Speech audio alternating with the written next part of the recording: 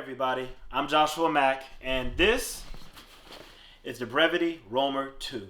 I was on the hunt for a good everyday bag that could also hold a lot of camera gear that I could use for travel as well as taking back and forth from work. And one of the first ones that I stumbled across was this one.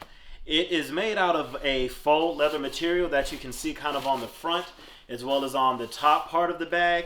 And the sides have a more traditional canvas-like nylon material around it, and around the little top this part's kind of a bit stretchy.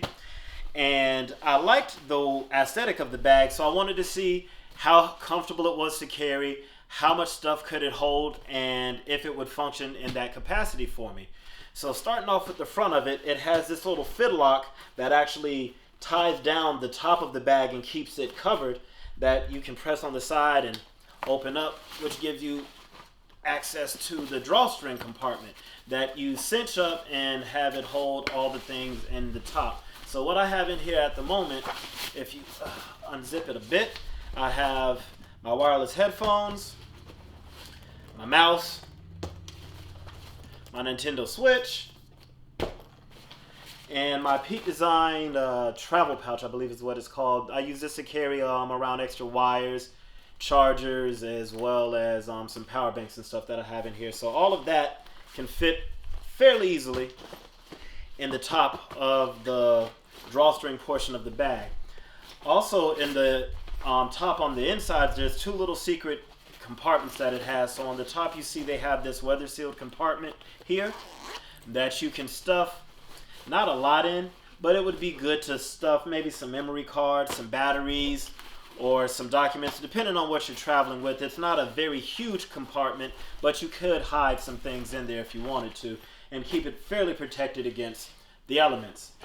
Outside of the top portion, this one actually has a zip part in the front that you can use to organize flatter things. It doesn't stick out very much and it isn't very expandable, but it does fold open pretty wide so you can see everything that's in there. At the moment, I just kind of stuck my Pelican memory card case in there and this memory card adapter for my iPad Pro. So that's in there, as well as an external SSD that I kind of carry around.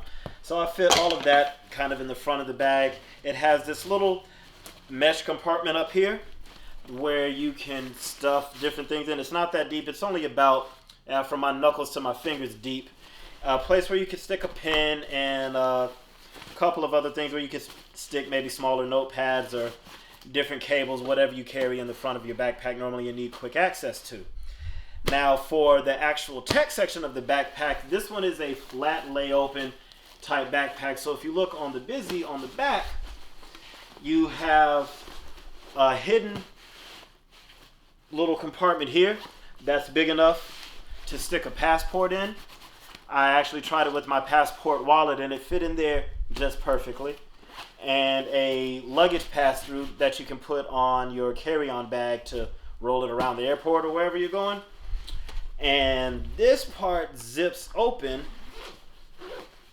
to reveal the laptop section of the bag. Now you can fit, my 15-inch MacBook Pro fits into this section just fine. It could probably even fit the new 16-inch MacBook Pro. It has a little bit extra room, so I think that one will still fit.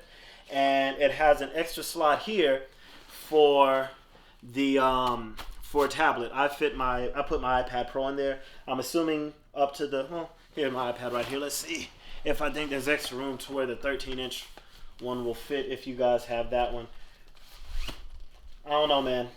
I'm not sure if the 13-inch will fit because this one, it's pretty, no, it's got a little bit extra room. So you should be able to fit the 13-inch iPad in there, but I know the this one here fits fairly snug, so it might be doable. And also on this side is where you're going to access the camera cube.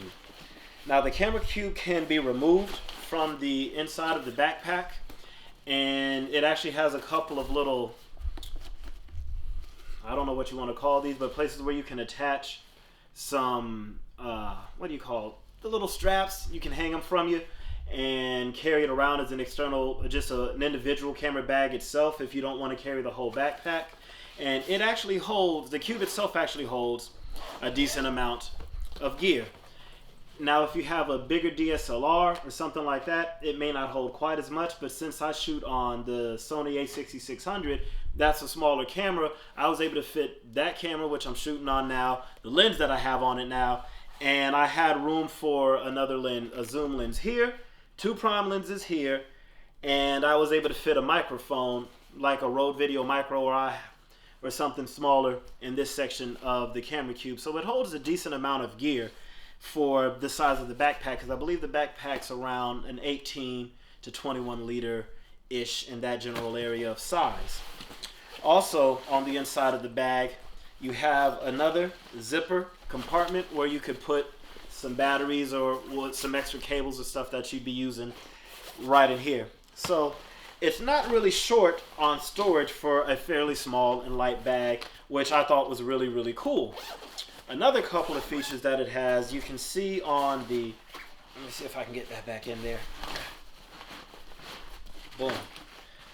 The side of the bag is, on each side you have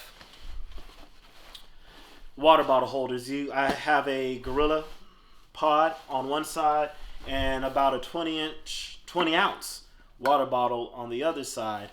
And the cool thing about the Roamer II, which contrasts it from the original Roamer, is now you have their side access pocket, which is something that I look for in all of my backpacks, because I'm coming from a Peak Design bag and I did enjoy that feature of the Peak Design. So any camera backpack that I look at, I prefer to have that side access pack, because when I'm out traveling, sometimes I'm not always carrying my camera around my neck on the strap. I want to put it back in the bag depending on what I'm doing and be able to get to it quickly. So that's why that's a feature that I look for in all of my camera backpacks. And this one actually has it to where you can unzip it here, and what you can do is the camera box on the inside, you can unzip it and tuck it into this little flap piece right here. That way you can zip it open, boom, easily get at your camera and the insides of the cube from the side of the bag. So as far as all of that, you also have a couple of straps at the bottom where you can carry a gimbal or a larger tripod when you're traveling around. And that's pretty much all it can carry. So it does carry a lot of stuff, and it does have a lot of different features. And unfortunately, I'm not going to be able to take any trips with this bag because of the whole global pandemic thing we have going on right now. It's not allowing anyone to travel. So in order to test this bag, I loaded it up with all of the stuff that I would normally take on a trip, and I just walked around my neighborhood in the evening. I would do a couple of miles with the backpack just to see how well it carried, how comfortable it was, and that's really where it got to me that this is not a backpack that I would keep, even though I like certain aspects of it. And the part that really gets it for me is the straps. You see, it does have the little chest straps here to help lighten the load, but these straps are very thin, and even though this backpack is pretty light, it can fit so much stuff that these straps don't cut it with that load out. They dug into my shoulders really, really bad. And if you're going to be carrying just maybe a camera, a laptop, and just a few things, it would work perfectly well, but it was not comfortable for me to carry with all of that stuff in it. So unfortunately, this one's going back. But if I wanted to show it to you guys, see what your thoughts on it were. If you have any questions about it, let me know down in the comments, and I'll get right back to you. That's it for this time. Peace.